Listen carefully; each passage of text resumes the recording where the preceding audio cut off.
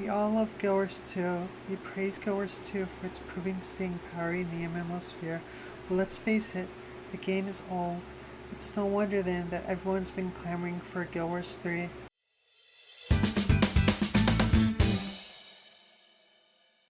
But what do we know for sure? And what is hearsay? And what is concrete evidence? Well, I'm Ashley and I'm a Guild Wars 2 veteran since beta. That's 13 years, guys. I'm going to give you all the facts in regards to a potential new Guild Wars game. Well, what are we waiting for? Let's dive right in.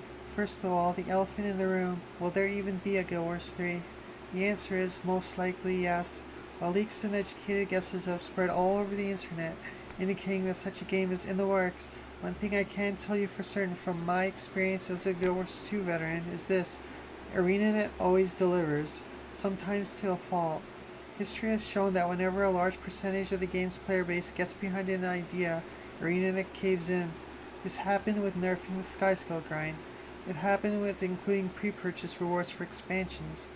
Unfortunately, it also happened with Guild Wars 2 players thinking they wanted a low-stakes, everyday expansion, and so on. So you can bet that if this is the same ArenaNet it's always been, that yes, we will indeed get a Guild Wars 3. But do we need one? The chief problem that players cite against the development of a Guild Wars 3 is that our hard-earned progress, decades old, will be lost. I'm here to tell you, don't worry. It may seem obvious, but the progress will still be there. In fact, ArenaNet themselves have said that this is one of their biggest regrets, is not supporting Guild Wars 1 after the release of Guild Wars 2. They've corrected this, as we've not only seen Guild Wars 1 return with Reforged, but also ArenaNet recently announced that after its release on Steam to positive reviews, that Guild Wars Reforged is now also releasing on mobile. It's coming back again. So what can we infer from their renewed support for Guild Wars 1? Is that we can expect Guild Wars 2 to be supported long after the release of a Guild Wars 3. So while the latter may initially ship with a fraction of the content of its decade-old rival, the original game will still be there for you to play. Think of it as another waiting room after the initial wait for a Guild Wars 3 is over. Heck, you can even choose to play both at the same time.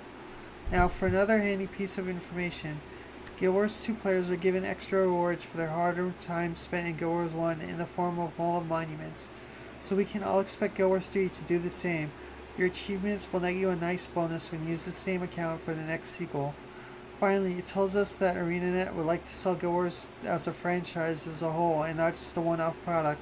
It tells us they would like to sell the Guild Wars name to have enough recognition, whether you're playing 3 or 2 or 1, to sell itself based off brand recognition alone. Think World of Warcraft. But anyway, that's all the information I have for you concerning Guild Wars 3 and what we can infer right now in 2026. Are you going to buy Guild Wars 3? Or are you going to continue your progress in Guild Wars 2?